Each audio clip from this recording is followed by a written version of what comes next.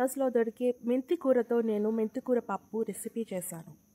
పప్పుతో పాటు ఏ ఆకుకూరైనా మంచి టేస్ట్ని ఇస్తుంది. సో మీరు కూడా ట్రై చేయండి అండ్ సీజనల్ ఫుడ్స్కి ఎక్కువ ఇంపార్టెన్స్ ఇవ్వండి.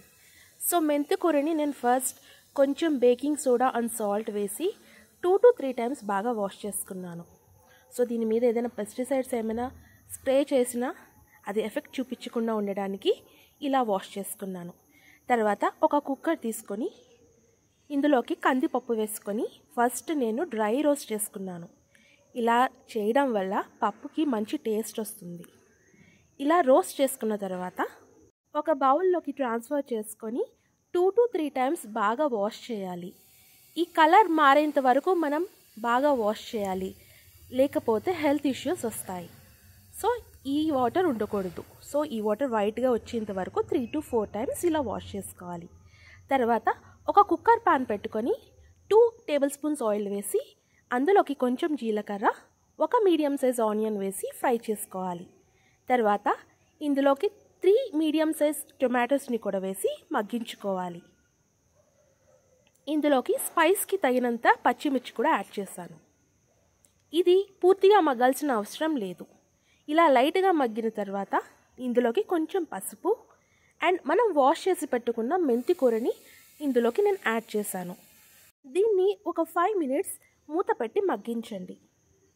పెళ్ళిళ్ళలో అండ్ ఫంక్షన్స్లో ఈ మెథడ్ని ఫాలో అవుతారు కాబట్టి నేను ఇదే చూపిస్తున్నాను. సో ఈ విధంగా 5 minutes తర్వాత మనం వాష్ చేసి పెట్టుకున్న కందిపప్పుని ఇందులోకి ట్రాన్స్ఫర్ చేసుకోవాలి. తగినన్ని వాటర్ కూడా యాడ్ చేసుకోవాలి. ఇక్కడ నేను హాట్ వాటర్ని యాడ్ చేశాను. తర్వాత కొంచెం చింతపండుని కూడా యాడ్ చేశాను. హాట్ వాటర్ యాడ్ చేయడం వల్ల పప్పు తొందరగా ఉడుకుతుంది. వాటర్ యాడ్ చేసుకున్న తర్వాత మీడియం ఫ్లేమ్లో 4 to 5 whistles వచ్చేంత వరకు దీన్ని మనం కుక్ చేసుకోవాలి. అప్పుడు మన దాల్ అనేది కుక్ అయిపోతుంది.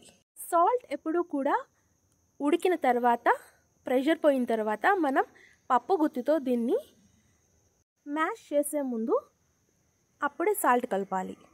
ముందే మనం సాల్ట్ యాడ్ చేయడం వల్ల ఆకుకూర మొత్తం పీల్చుకొని టేస్ట్ మారిపోతుంది కాబట్టి ఇలా మెదుపుకున్నప్పుడు సాల్ట్ యాడ్ చేయాలి. ఇప్పుడు పోపు కోసం ఒక చిన్న కడాయి పెట్టుకొని 2 tablespoons ఆయిల్ వేసి కచ్చా పచ్చాగా దంచుకున్న వెల్లుల్లిని వేసి బాగా ఫ్రై చేయాలి. ఇందులోకి జీలకర్ర, ఆవాలు, ఎండుమిర్చి, కరివేపాకు అండ్ కొంచెం ఇంగువ వేసి మనం ఈ పప్పుని తాలింపు పెట్టుకోవాలి. అంతేనండి, చాలా ఈజీ మెంతికూర పప్పు.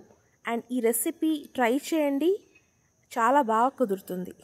ఫస్ట్ టైం నా ఛానల్ని విజిట్ చేసిన వాళ్ళైతే లైక్ చేసి షేర్ చేయడం మర్చిపోవద్దు అండ్ నా ఛానల్ని సబ్స్క్రైబ్ చేసుకోవడం మర్చిపోవద్దు.